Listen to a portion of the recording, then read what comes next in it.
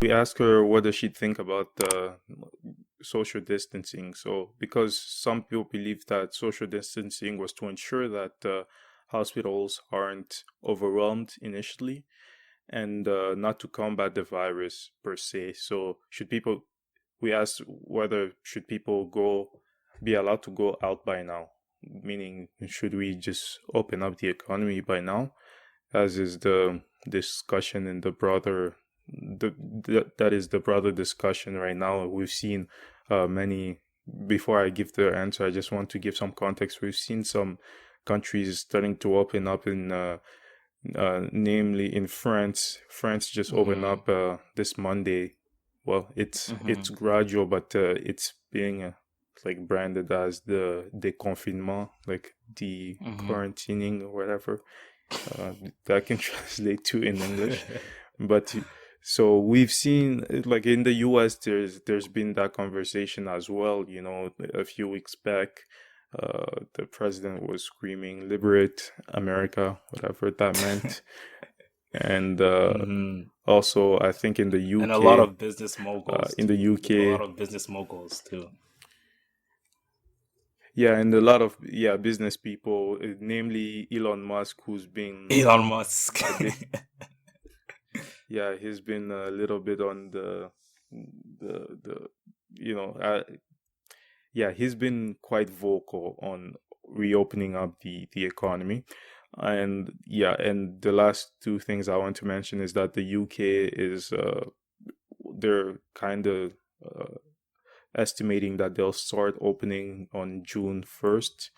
And here in Canada, uh, the prime minister has been really cautious about reopening because his rationale is if we reopen faster, that might send us back into into will send us back to a situation when the situation was worse, and meaning that we've basically wasted all our efforts. And by efforts, we mean we mean just resources and everything that's been invested in this, right? So the money that the government has spent so far, and just the time people have spent in quarantine and all those things, right? So uh her response was, in essence, social or physical distancing is a strategy used to slow down the overall spread of the virus and protect people who are most vulnerable to acquiring it and experiencing life-threatening outcomes. By maintaining this strict practice, we're limiting the number of people who get sick at one time, which reduces the demand on hospitals and infrastructures. This is what is meant by flattening the curve. We're also looking to reduce the overall number of cases and deaths. If we look at Italy's COVID-19 trend, for example, where cases and deaths were doubling exponentially in a matter of days, uh, in this, the two most important things to evaluate are: one, how quickly and easily the virus is spreading, which translates to how quickly and easily it is for one person to acquire COVID-19. The second is how of a huge contributing factor to their death count was due to the fact that people were who are acquiring it so quickly and falling rapidly ill in a short amount of frame. Their healthcare system was so overwhelmed by the capacity that people could have lived if they received timely treatment or treatment at all. Um, okay, so and then it continues to say that it's important to note that prior to being hit, Canada had the time to look at the trends, observe the spread of the virus in other countries, and study the factors that contributed to such a devastating outcome. So we distance in attempt to, one, slow the spread of the virus, which is in essence in essence a highly effective form of combating the virus.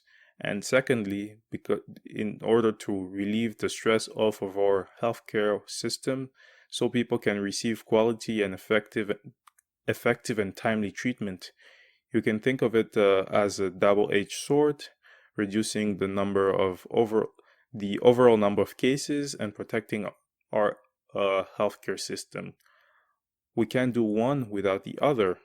Um, okay, and then it continues to say that as of now, we do not have a vaccine, and even if we did, studies show that it could take up to a year until they can be ready for distribution. There aren't any pharmaceuticals that can directly combat the virus. The best we have on our outcome is preventing this further spread by distancing. Should people be allowed to go out by now? In my opinion, no, because uh, just a second. Uh, because just because we're now starting to see positive effects from social distancing, and that doesn't mean we have to get lax.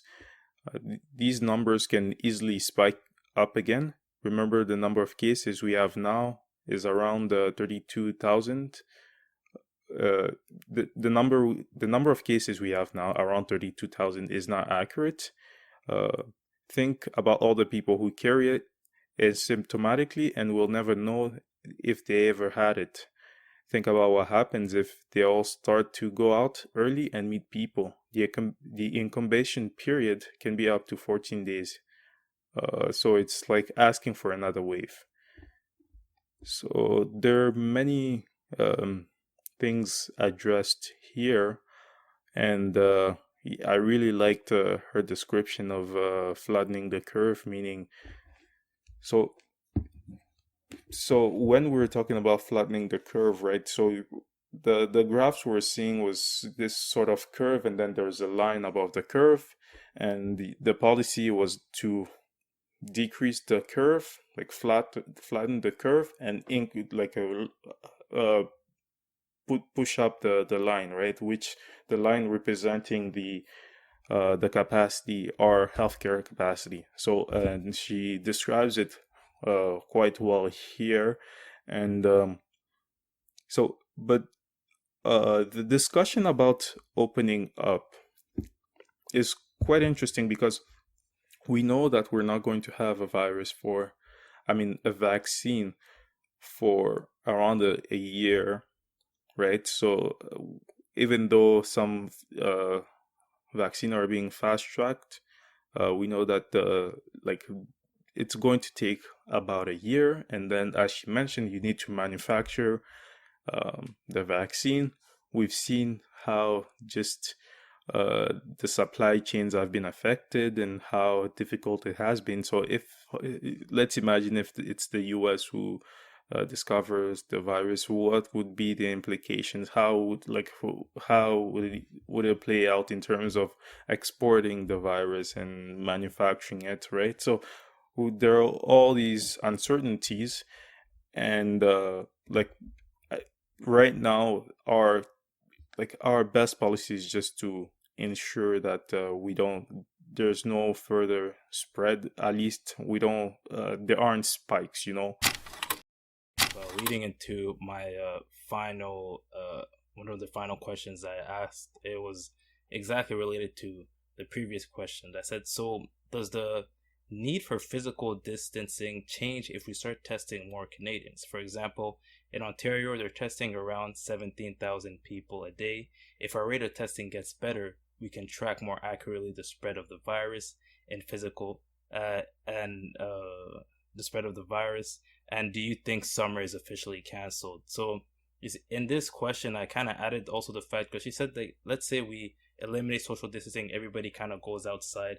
You're not 100% sure who's asymptomatic and who's not. So I'm quoting her, she said you're asking for a second wave because people could go back outside and start all affecting each other. So her answer to this was like, probably. We obviously could do better on our test rates and testing equipment as a whole. And yeah, I totally believe that the more accurate our abilities to track the spread of the virus, the more control we can ensue. And we can look at more focused intervention. Physical distancing is very broad and blunt and a blunt form of intervention, so we could definitely develop from there. but that's also impossible. This isn't like a chronic illness where people are sick for longer periods.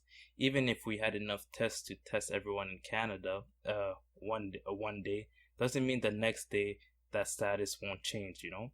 And that's the danger. Who should get tested, and when should we get the test, and how frequently should people get tested? And leading on, I'm just going to finish off with this last question. Then I went on to say, okay, that makes sense. But so when it comes to antibody testing, how useful will that be? Because we've seen that debate, like antibody testing might be our gateway to, let's say, going back outside. Because now we could see our level of population immunization. You know, like we can see the rate as to which people has been affected and the rate to which people have not gotten sick and have developed those antibodies. So for people that don't know, the antibodies would only be present in somebody who would have either had the virus previously and was able to combat it, or you got those antibodies by way of blood transfusion. I don't even know if that's possible yet, but those are the only two cases really why you would have the COVID-19 antibodies um, in your system. So I asked her about these antibody tests. So these antibody tests would be able to test whether you have antibodies. This was her answer. Yes, for the general population. Checking whether someone has antibodies for COVID-19 will tell us that they either have an active infection or have had it in the past, which really means they've built immunity. In my opinion, those are the people who we can loosen up distancing restrictions on, at least until the number of active cases are low enough or contained to let everyone out. By contained, I mean right now nursing homes are being hit the hardest, and my friend said they just got the first wave of military personnel to come in for help. If cases are contained to nursing homes or other infrastructures, then as bad as it sounds, we can definitely start to open things up sooner. Again, this is speaking for the general population. Testing for antibodies isn't going to work for everyone, especially people who are immunocompromised, who may also not necessarily have the immune capacity to develop antibodies in response to the virus. We're talking about people undergoing chemo, people with cancer, people with immunity system disorders. So I think this response kind of really enlightens us, you know, to the situation, because as I said before, the antibody for a lot of people was the kind of the gateway to loosening up restrictions.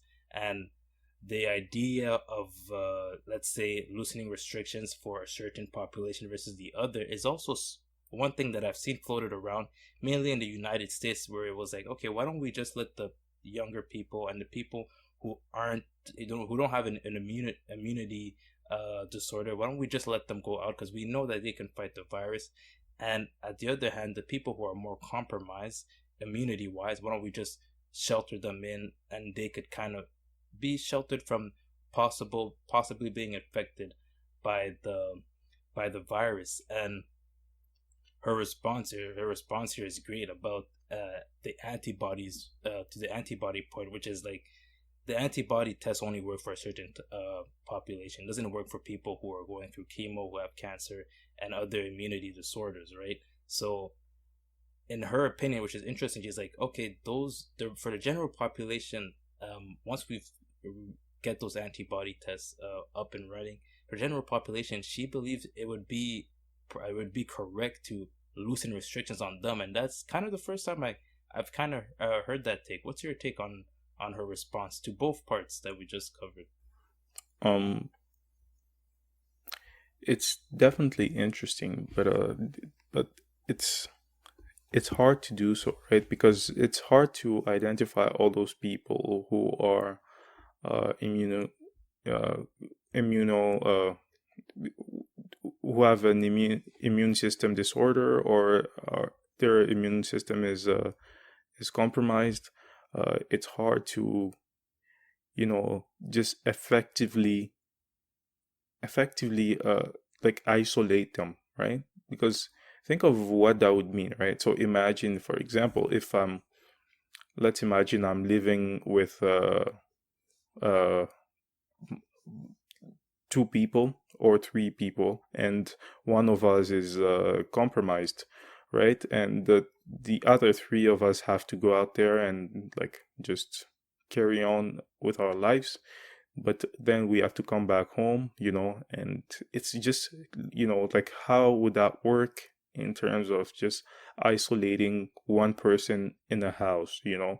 It's like there are difficulties, practical difficulties there, and but it's definitely something to envision and start thinking about, right? Because obviously we're not going to stay in quarantine forever. The economy is not going to last long like this, so